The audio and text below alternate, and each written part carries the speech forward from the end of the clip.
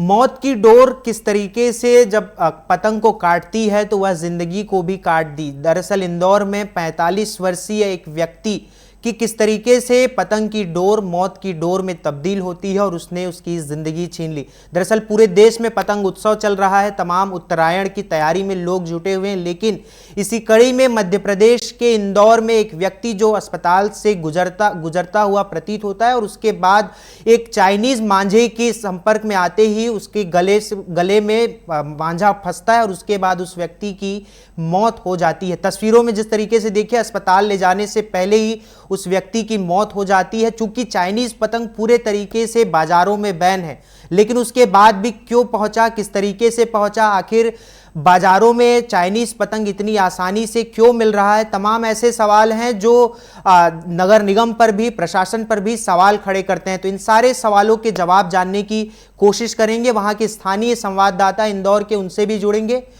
लेकिन उससे पहले जानते हैं कि जो व्यक्ति की मौत हुई है उनके परिजन किस तरीके से देख रहे हैं, उनके परिजनों पर अभी क्या बीत रही है। सबसे पहले देखते हैं उनके परिजन क्या कह रहे हैं।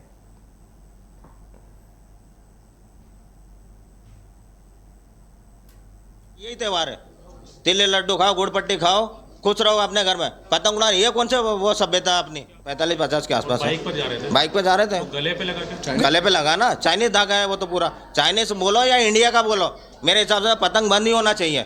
अब आप लोगों को देखना है, या तो पतंग बंद करवा दो या संक्रांत मनाना बंद करवा दो, ये आपके ऊपर है। ये मीडिया वाले आप सभी हो, चैनल वाले, देख लेना आप। और मैं 22 साल बाद आया हूँ गांव, मेरी माँ से मिला हूँ, बहुत बहुत खुशी है। मैं रहता हूँ जसनगर। कैसे चले गए थे? मैं 2003 में चला गया था।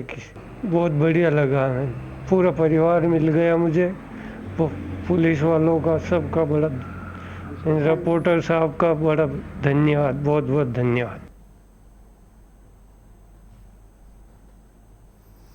मौत की डोर ने किस तरीके से जिंदगी की सांसें छीन ली। जब परिजन का कहना है कि पूरे तरीके से पतंग बैन होना चाहिए, चाइनीज पतंग भी और चाइनीज मांझा भी। इससे पहले भी लगातार सरकार ने भी अपील किया है और आदेश भी किया है सभी प्रशासन को कि चाइनीज मांझा पूरे तरीके से बैन हो, क्योंकि जिस तरीके से कांच के टुकड़े से पूरे तरीके से चाइनीज मांझा बना रहता है। कई ऐसी घटनाएं अन्य शहरों से भी देखी, छत्तीसगढ़ में भी इसी तरीके की घटनाएं सामने आई, जिसमें भी एक महिला जो है, महिला भी चोटिल हुई हैं इस चाइनीज मांझे की चपेट में आने के बाद, और इंदौर ने तो सीधे सांसें ही छीन ली। तो जिस तरीके से ये पूरा घटनाक्रम हुआ है चाइनीज मांझे का, चूंकि पतंग उत्सव का दौर है, तमाम शहरों में लोग पतंग का आनंद लेते हैं, पतंग उड़ाते भी हैं, लेकिन चाइनीज मांझे अगर इतनी आसानी से बाजारों में उपलब्ध है तो उसका जिम्मेदार कौन है। खासकर इंदौर की बात करें तो सीधे जो स्थानीय संवाददाता हैं इंदौर के, तबरेज खान जी से, सीधे तबरेज खान जी से रुक करते हैं। तबरेज जी, जिस तरीके से चाइनीज मांझा बाजारों में उपलब्ध है और एक व्यक्ति की जान भी ले ली, कैसे देखते हैं आप और क्या कार्रवाई हो रही है इस पर?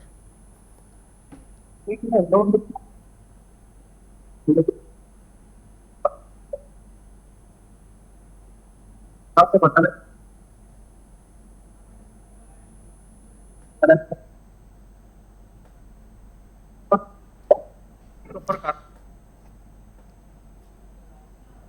कुछ तकनीकी व्यवधान के चलते उनसे जुड़ नहीं पा रहे हैं, लेकिन जो अव्यवस्थाएं सामने आई हैं, जो लापरवाही सामने आई प्रशासन की, जिला प्रशासन की, नगर निगम की जिम्मेदारी थी कि इसको किस तरीके से रोका जाए, क्योंकि चाइनीज मांझे ने वो जिंदगी ले ली। छोटे बच्चे जो पतंग के उत्सव में लीन रहते हैं, पतंग उत्सव बड़ी धूमधाम से मनाते हैं, अगर उनके हाथों में चाइनीज मांझा आता है तो उससे कितना नुकसान हो सकता है, बच्चों की उंगलियां कट सकती हैं, अलग अलग जगहों पर घाव हो सकता है। तमाम ऐसे सवाल है जिसको प्रशासन अनदेखी करता है, लेकिन उसी अनदेखी का शिकार आज 45 वर्षीय एक व्यक्ति हो चुका है, जिसके पीछे न जाने कितने परिवार हैं, उनके बच्चे हैं, उनकी बेटियां हैं, उनकी पत्नी है, तमाम ऐसे लोग हैं जो ये सवाल खड़े करते हैं। लेकिन एक बार फिर तबरेज जी से जुड़ने की कोशिश करेंगे। तबरेज जी, मेरी आवाज सुन पा रहे हैं आप?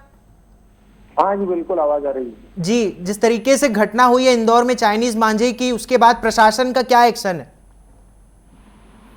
देखिए, पुलिस प्रशासन लगातार इस चाइनीज मांझे को लेकर के अभियान चलाता आया है। पिछले दिनों भी पुलिस ने अलग अलग थाना क्षेत्रों में चाइनीज मांझा बेचने वालों के ऊपर कार्रवाई की थी, इसको जब्त किया था। लेकिन ये इंदौर में पहली मौत नहीं है। पिछले कुछ दिनों पहले भी थाना तेजाजी नगर क्षेत्र में 8 वर्षीय बालक की गला कटने से चाइनीज मांझे से मौत हुई थी।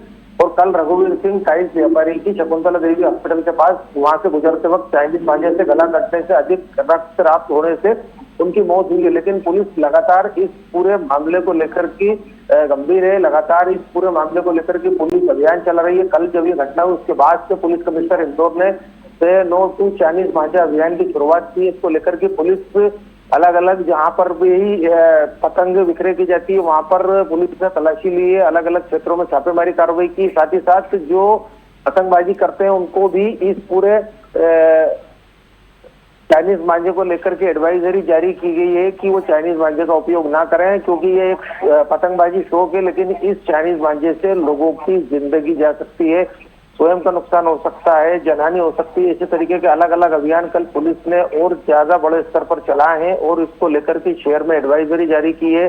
पतंग उड़ाने वालों को समझाइश दी है, बच्चों को समझाइश दी है। साथ ही साथ जो 2 व्हीलर पर वाहन चालक है उनको भी एडवाइजरी जारी की है कि वो हेलमेट का उपयोग करें, मफलर का उपयोग करें और सावधानी बरतें। यदि उनके गले में कोई भी डोर वाहन चलाते वक्त गले में फंसती है तो वो तुरंत गाड़ी का ब्रेक मार करके उससे बचें और गाड़ी सावधानी से स्लो चलाएं। तबरेज जी, इतनी आसानी से जब प्रतिबंधित मांझा है तो वो क्यों बाजारों में उपलब्ध है? बाजारों में क्या होलसेलर लेके आ रहे हैं या फिर जो छोटे दुकानदार हैं वो लेके आ रहे हैं? कैसे उपलब्ध हो रहा है इतनी आसानी से? देखिए, ये चाइनीज मांझा जो है ये दुकानों पर पुलिस लगातार छापेमारी कर रही है, लेकिन कहीं से जब्त होता है, कहीं नहीं होता है। लेकिन जब से पुलिस का अभियान है ये चोरी छुपे विक्रय किया जा रहा है और इसके विक्रय के से ही ये मांझा जो पतंगबाज है उनके हाथ लग रहा है और वो इससे पतंग उड़ा रहे हैं, जिससे कि बड़ी घटना होने की संभावना बनी रहती है। लेकिन पुलिस का जो अभियान है वो अब तक कारगर साबित नहीं हुआ है, क्योंकि जिस तरीके से कल एक मौत और हुई है वो एक बड़ा सवाल खड़ा करती है, क्योंकि 2 मौत हो चुकी है इंदौर में चाइनीज मांझे से गला कटने से। कल एक और व्यक्ति जो कि जुनिंदौर थाना क्षेत्र में बीच पर से जा रहे थे उनके भी गले में चाइनीज मांझे से कट लगा था। गनीमत रही वो हॉस्पिटल पहुंच गया और उनकी जान बच गई। लेकिन अभी तक की पुलिस की कार्रवाई कहीं भी जमीनी स्तर पर इस तरीके का प्रभाव नहीं डाल रही है कि इस पूरे चाइनीज मांझे पर पूरी तरीके से अंकुश लग सके और रोक लग सके। ठीक, चलिए, बहुत बहुत धन्यवाद तबरेज जी हमारे साथ जुड़ने के लिए, इस पूरे खबर को साझा करने के लिए। तो इंदौर में जिस तरीके से मौत की डोर ने सांसें छीनी है वो बड़ा सवाल खड़े करता है। क्या प्रशासन घटनाओं के बाद ही जागता है या फिर उससे पहले भी चाइनीज मांझे से हुई मौत को रोका जा सकता था?